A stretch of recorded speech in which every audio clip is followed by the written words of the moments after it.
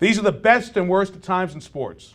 They're the best of times because you can go home and watch anything at any point at any time. Everybody's got a network.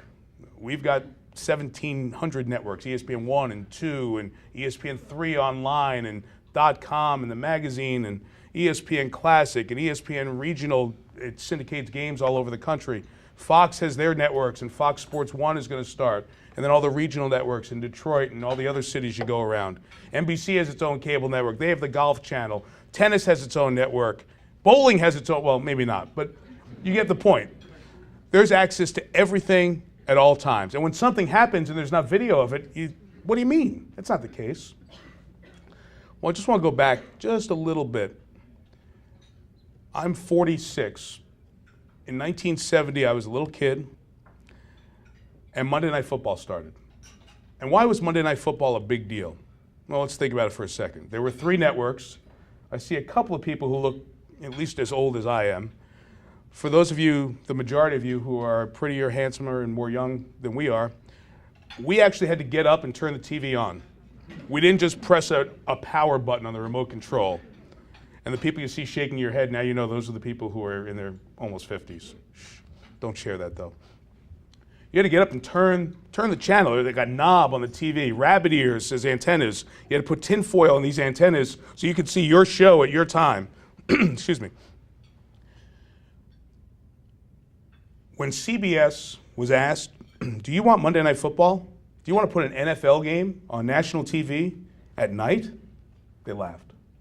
When NBC was asked, they laughed. So CBS and NBC were the tops, and ABC was a distant third.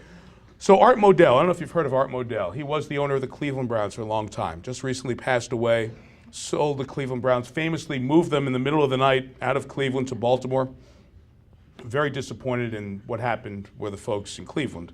They got a new team a few years later. That team hasn't made the playoffs since it's come back, but they're still very loyal fans. So Art Modell was a visionary. His roots are in advertising. And if you have an interest in football and the history of football and have this love for advertising or the vocation, I would suggest you go Google Art Modell and advertising. You'll see he was behind some very interesting ad concepts way back when. Art grew to be a TV executive, understood consumers and what consumers liked, made a bunch of money, got into owning an NFL team, which was not as costly as it is now, and owned the Cleveland Browns, and they were very successful. So Art had this idea to put the NFL on in prime time. Remember, baseball far eclipsed professional football at this point in America. So they went to ABC, who was last, and ABC said, yes, we'll do it. Pete Rozelle and Roone Arledge for the NFL and ABC respectively were absolute visionaries, made it work, made it happen. So they're sitting in this first meeting, and I'll do the parallel story now. This is 1970. In 1969, Joe Namath and the Jets won the Super Bowl, beating the Baltimore Colts. It was the seminal moment for the National Football League. This New York guy from the upstart AFL, these really rebellious 60s type people were the AFL. That's how it was seen by the old boring establishment of the NFL.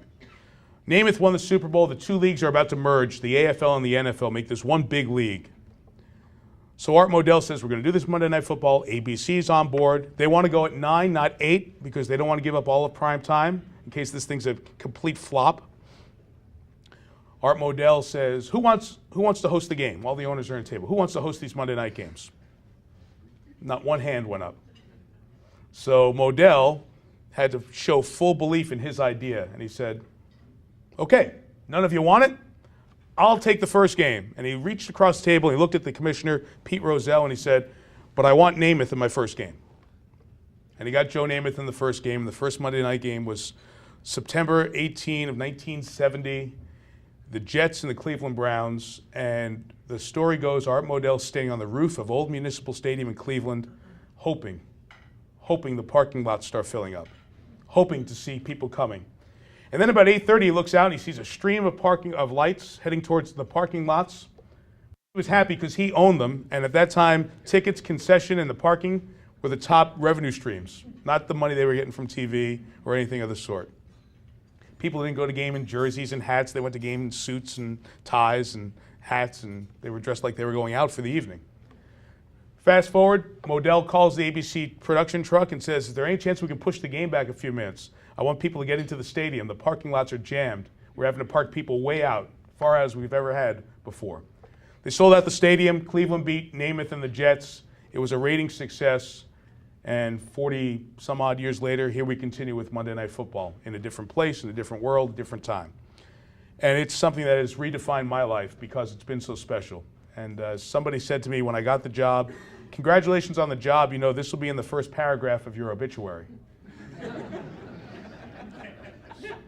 Quite a thought. It's a great way to embark on a career. But it's amazing when you say Monday Night Football to people, as my mom said, even my friends who don't know what you do now know what you do. And that's the reach of the NFL. It's the power of prime time, and it's the uniqueness of the event. And the schedule on Sunday nights is very strong and stronger than the Monday night schedule on many weeks. The most watched game of the week in the NFL is Sunday afternoon at 4:15. That game is what now 4:25, excuse me. That is watched by more people than Sunday night or Monday night. Although you wouldn't think that, but that's the truth. But why does Monday night remain special? And again, it's messaging and marketing and reality, and it hits home because Mondays suck. We all know it. Mondays are the worst day to go back to work, and you know that you've got to deal with all those people. I just gave you all that stuff about teamwork, all those people you love. You got to deal with them for 4 more days, and that stinks. So Mondays are really bad. Monday Night Football has become a place to hang your hat for men, and now as the NFL continues to grow more and more in the understanding and the reality and the eye-opening truth of, hey, women like sports. It doesn't have to be women's sports that women like. Women like to watch sports as well. All of a sudden, you realize Monday is a place for people to go and get away from the world for a little bit, and every week that football game's there.